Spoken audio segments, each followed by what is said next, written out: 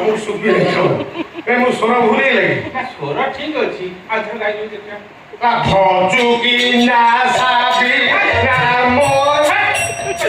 ଏଇଠି ବା ତୁ ହିରୋ ନେଇ ପଡୁଛୁ କଣ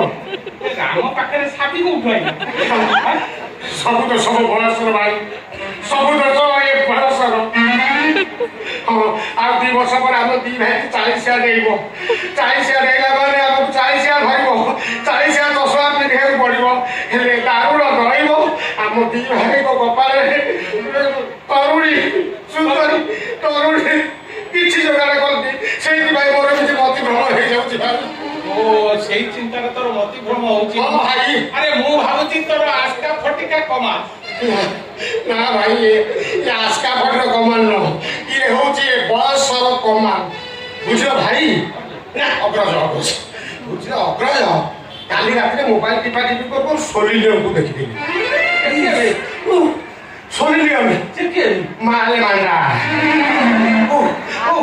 ସେତିକି ତ ମୋ ଦେହ କଣ ହେଇଗଲା ଆଉ ସତେ ମୋ ସବୁ କଥା ଖାଲି ଗୋଟେ ସାବି ଭଳିଆ ଦେଖାହେଲା ଖାଲି ସବୁ ଯୁଆଡ଼େ ଗଲେ ଖାଲି ସାବି ଆମେ 2 ଭାଇ ଯାକ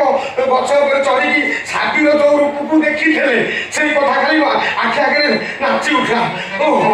ମାଲେ ମାଣ୍ଡା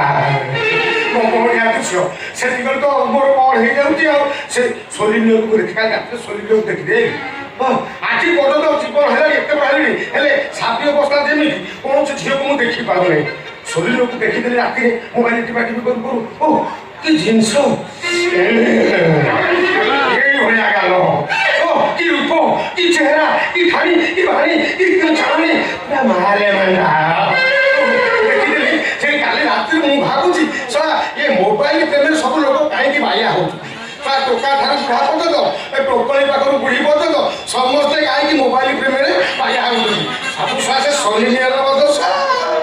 କାହା ଦୋଷ ଏଇନା ଆମେ ଧରିବାନି ଆମେ ତ ଏଇନା ରୋଗ ଭୟରେ